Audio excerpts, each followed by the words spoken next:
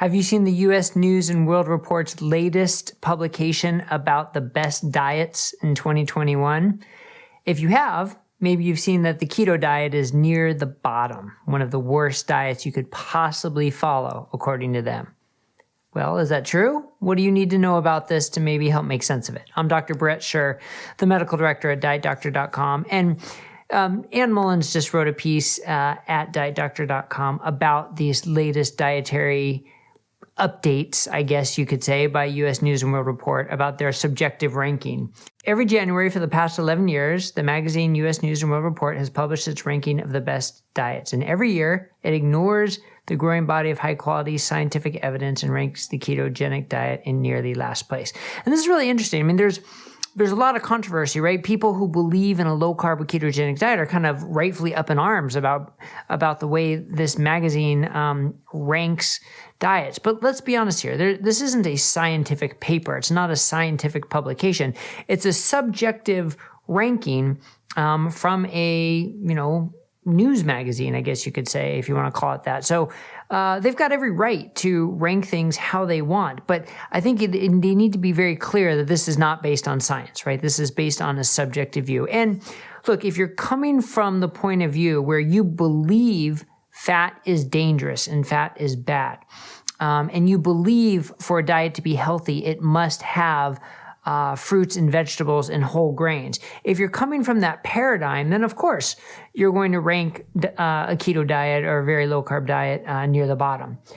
But the problem is that those are misconceptions, right? Those are commonly held beliefs that are not borne out in high quality science. If you look at randomized controlled trials, if you look at interventional trials, if you recognize the incredible weakness of observational nutritional epidemiology, if you approach it from that standpoint, then they're absolutely wrong. And there isn't evidence to say that a keto diet is the worst diet you can follow. In fact, it's probably the opposite. Then there's evidence to say a keto diet is a very good diet and a very healthy diet to follow for many people.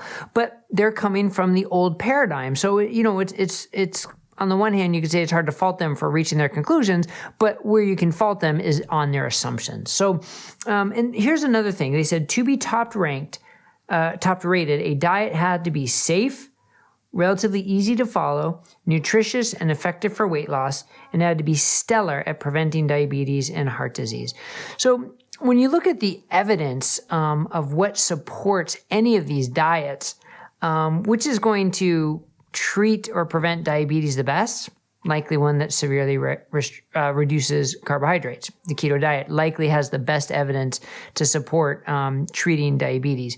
And in terms of preventing heart disease, that means so much more than just what effect it has on LDL-C. And that's a big problem. Because when you look at evidence of what people point to for a diet reducing heart disease, it really comes down to what does diet do to LDL cholesterol. Not what does diet do to inflammation or your blood sugar or your insulin level or your visceral adiposity, your abdominal weight, whereas all of these things impact cardiovascular risk. And studies that have looked at a ketogenic diet's impact on a cardiovascular risk calculator show it reduces the risk, right? So look, what if you said to the U.S. News and World Report, how about a diet that helps you lose weight better than low-fat diet, helps you reduce your triglycerides, helps you reduce your amount of small, dense LDL, helps you reduce your inflammation. I mean, they'd probably be all over that. But once you give it a label as keto or say there's fat involved, then all of those incorrect assumptions come in and cloud the science. So I probably gave this more time than it really deserves. It's a news publication giving their subjective rankings. And it is what it is, and it shouldn't surprise us. But the important take-home is that it's not based in high-quality, accurate science. Now, also interestingly, the owner of U.S. News and World Report is a vocal vegan, and I was trying to think, how much does that really play into it? I mean, he owns the paper, but he's not the one making the rankings, so does it matter that he's vegan or not? And I don't know, take that for what you want. I mean, I imagine if they'd ranked keto diet number 1, maybe it wouldn't be the same board the following year ranking them, but those are all speculations. And really that doesn't, I don't know how much that plays into it, but the way they ignore science certainly does play into it. So if you really want to know if a keto diet is right for you, don't go to US News and World Report. And that's what we at Diet Doctor really want to help you with, to help you learn more about the true science and the benefits and risks of a keto diet. So you can learn more at dietdoctor.com. All right, hope this was helpful. We'll see you again sometime soon on Diet Doctor News on YouTube.